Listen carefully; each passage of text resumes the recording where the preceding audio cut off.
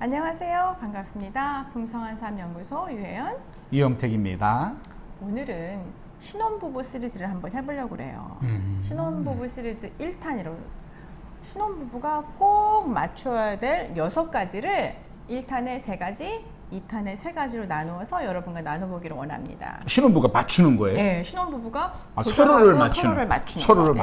맞춰야 되는 네, 거. 서로 맞추는 얘기예요. 네. 그렇습니다. 신혼부부는 당연히 열렬히 사랑하는 두 사람이 결혼을 했잖아요. 근데 그래도 20년, 거의 30년 넘게 따로따로의 생활을 하던 사람이 두 사람이 하나가 돼서 한 생활을 하기 시작하면 안 맞는 부분이 굉장히 많거든요. 그게 정상이죠? 그 안 정상이 맞는 게. 다 맞는 것도 이상하죠. 네. 그래서 이 신혼의 시기에 의도적으로 저희가 말씀드릴 6가지를 잘 맞춰 간다면 그 후에 올 유가기, 이런 중년기, 노년기까지도 더 풍성하고 행복한 삶을 누릴 수 있을 것 같아요. 그래요. 그럼 첫 번째가 무엇일까요? 무엇을 맞춰야 되죠?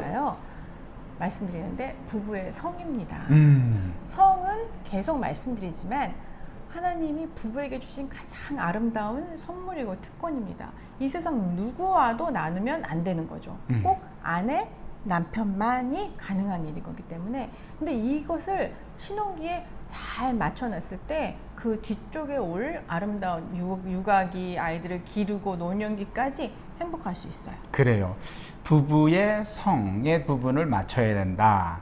여기서 기억해야 될 게 남자와 여자의 차이점을 잘 이해해야 된다는 부분을 말씀드리길 원하고요. 그리고 남자, 여자, 즉 남편과 아내가 이 성을 통해서 얻고자 하는 게 무엇인지를 잘 이해해야 된다. 각자의 바람을 이해할 필요가 있다라는 것이죠. 많은 부부, 신혼들이 이런 부분 얘기를 별로 안 해요. 대화를 많이 안 나눕니다. 근데 처음부터 마음을 좀 열고 무엇을 원하는 것이며 언제 그리고 어떻게 그리고 또 다른 변화를 어떻게 추가할 것인가 이런 부분을 좀 얘기 나누는 게 되게 중요합니다. 대화를 하면서 각자의 바람이 무엇이고 남자와 여자의 차이점을 또 공부하면서 이해가는 필요가 있다는 것이죠. 그렇죠. 여기서 말씀드리는 부부의 성은 속된 말로 속궁합을 맞춰라 이런 의미가 아니고 우리 두 사람이 다른 것인데 이 아름다운 것을 어떻게 잘 해야, 그리고 이것이 계속 변하잖아요. 그래서 이것을 얼마나 대화의 문을, 소통의 문을 열어놓고 솔직하게 하나님이 주신 선물을 우리가 잘 즐길 것을 준비된 마음으로 시작한다는 어떤 그런 의미에서 맞춘다는 의미죠. 그렇죠. 네. 결국에는 부부가 얼마나 많은 대화를 이 부분에서 나누느냐가 상당히 중요한 것 같아요. 네. 서로 많은 대화를 나눌 수 있고 서로의 마음속에 또는 자기 몸이 느끼는 부분을 자연스럽게 나눌 때에 서로가 편안한 관계로 연결될 수 있다고 봅니다. 그래서 우리가 인간들이 사실은 행복하고 감사한 기억이 굉장히 오래가면 좋은데 사실 이상하게 부정적인 기억들이 굉장히 오래가고 우리를 그렇죠. 잡거든요. 실수했던 부분, 어려웠던 부분, 내가 속상했던 부분들. 그래서 이 성관계 부분도 신혼기에 잘 안 맞아서 남편이 계속 욕을 하는데 아내는 계속 거부를 했다든지 이런 것들이 있으면 남편의 입장에서는 우리 아내는 싫어해, 우리 아내는 나를 계속 거부해라는 것이 마음속에 들어있을 수가 있고. 그렇죠. 부정적인 부분. 부정적인. 아내의 경우는 배려하지 않고 들이대, 쉽게 말하면 이런 것들이 계속 내 머리에 남아서 이 선입견 아니면 이런 오해들이 쌓이면 그 뒤에 이루어질 관계들도 사실은 이 선입견이 많이 쥐고 있는 것 같아요. 그래서 의도적으로 지혜롭게 열어놓고 이것은 이 자체는 굉장히 아름답고 거룩한 것이라는 그 기초하에 많은 소통을 하는 것이 중요하다고 생각합니다. 혹이라도 처음부터 잘하는 사람이 어디 있습니까? 부부의 성관계도 그래요. 어떻게 잘하겠어요? 아무리 전문적인 부분이 있다. 그건 그렇지 않습니다. 그래서 계속 배워가고 앞에 실수한 것은 또 다시 조절하면서 상대를 이해해주고 용납해주면서 건강하게 세워가면 된다고 생각을 합니다. 네. 자, 그리고 두 번째. 첫 번째가 있을까요? 성관계였고요. 두 번째는 돈 얘기입니다. 네. 재정 관리의 얘기가 중요합니다. 맞춰가는 또 다시 나왔습니다. 뭐니 해도 머니입니다. 맞습니다. 자, 재정 관리 1번은 무엇이냐면요. 결혼 전에 두 사람의 재정 상태를 오픈해야 돼요. 굉장히 적나라하게 오픈할 필요가 있습니다.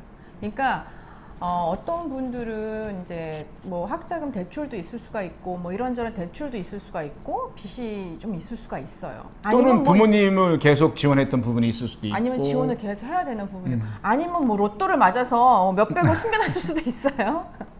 아니면 뭐 돌아가신 누가 뭐 유산을 어느 상황이든지 결혼 전에 정확하게 오픈을 하는 게 중요할 것 같아요. 오픈한다는 거는 뭐 수입이 얼마이고 혹시라도 빚이 진 게 있으면 얼마이고 지금 재정이 어떻게 진행이 되고 있는 그런 중요한 부분을 서로가 결혼하기로 결정했다면 나눌 필요가 있다는 얘기인 거죠. 그래서 그때부터 시작해서 사실은 부부에게는 재정적인 부분에서 아주 명백해야 된다.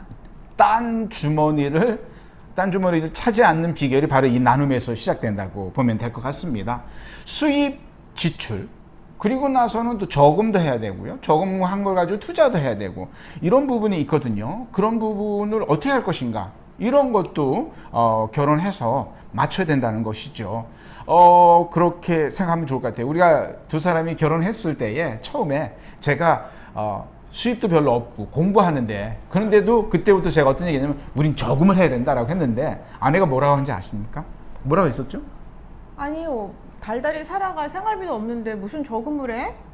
그래서 제가 뭐냐면 저금을 왜 해야 되냐면 비록 힘들어도 저금을 해야만이 위험하고 힘든 상황 속에서 우리가 이걸 극복할 수 있다라고 했더니 아내가 하는 말은 그러라고 크레딧 카드 있는 거야. 힘든 시간에 쓰라고 크레딧 카드 있는 거야라고 그렇죠. 제가 대받아 쳤죠. 그렇게 차이가 있습니다. 그래서 결혼한 후에 신혼들은 수입, 지출, 그리고 저금, 투자 이런 부분에서 서로 원칙을 세우고 또 목표도 세워야겠죠. 예를 든다면은 자녀 교육을 예를 들어 볼게요. 아이가 나고 나서 아니면 나기 전부터 자녀를 위해서 적금을 들어서 쭉 간다면 상당히 빨리 시작하기 때문에 여러분 더 잘하시잖아요. 적은 금액으로 네. 오랜 기간 동안 했기 때문에 큰 유익을 자녀들에게 줄 수 있는, 그래서 자녀를 위한 교육 적금을 든다든지 또는 앞으로 집을 살려고 하면 뭐 한국 상황 속에서 여러 가지 해야 될 부분을 두 사람이 내 얘기를 나눠서 목표, 원칙을 세워서 좀 쓴 것을 가지고 일을 해나가면은 상당히 부담 없는 그런 계획을 세워나갈 수 있다고 생각합니다. 결혼하자마자 은퇴 준비를 한번 했다고 생각해 봅시다. 재정적으로 상당히 길죠. 50년 때로는 60년 이 정도의 긴 시간을 은퇴 준비를 미루다 했다면은 후에 얼마나 편안하게 재정이 부담 없이 살 수 있겠습니까? 그렇죠. 예. 그리고 재정 관리 중에 또 중요한 부분이 하나가 부모님 지원인데 부모님을 지원을 받는 것도 둘이 얘기를 해야 되지만 또 부모님을 재정적으로 지원을 해야 되는 상황이 있는 가정들이 있어요. 그렇죠. 이런 것도 굉장히 중요하게 또 숨기지 말고 이게 뭐 때때로 이렇게 뭐 용돈 드리는 어떤 그런 차원이 아니고 네. 혹시나 한 가정을 정확하게 생활비를 매달 얼마를 꼭 드려야 되는 상황이라면 이것도 정확하게 소통을 하는 게 중요할 것 같아요. 그래요. 여기서 특별히 한 가지 마지막으로 재정에 대해서 살다 보면은 뭐 아까도 말씀드렸듯이 대학원을 공부를 많이 하다 보니까 이제 뭐 융자를 교육으로 해서 융자 받는 것도 있는데 그런 면에서 부담이 될 수 있고 어려운 부분이 있으면 요즘은요 여러분 재정만 전문적으로 상담해 주는 분들이 많이 계십니다.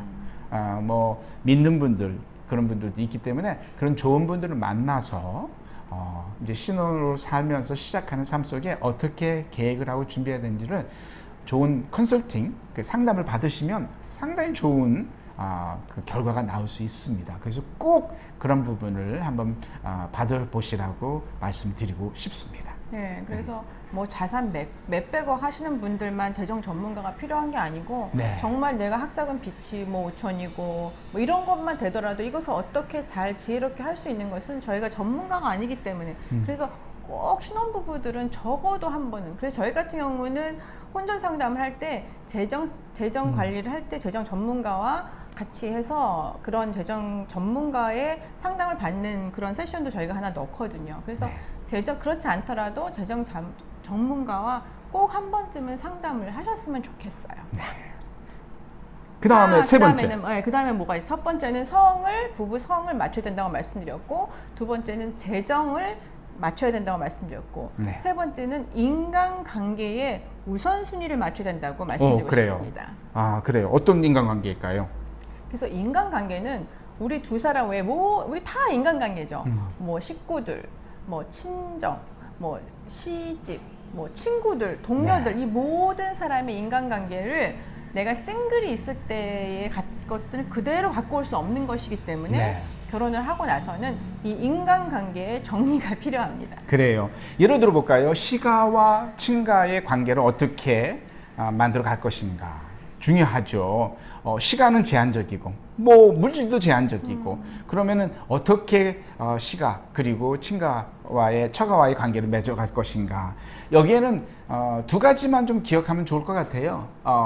공평성이 필요합니다. 요즘은 사실 뭐 남자 여자 차이도 별로 없고요. 그죠? 시가 친가 처가 관계가 별로 크지 않기 때문에 어떻게 공평하게 아내 쪽 남편 쪽을 서로에게 이익을 줄 수 있게 만들어 갈 수 있을 것인가를 볼 필요가 있습니다. 그리고 또한 특수성도 있어요.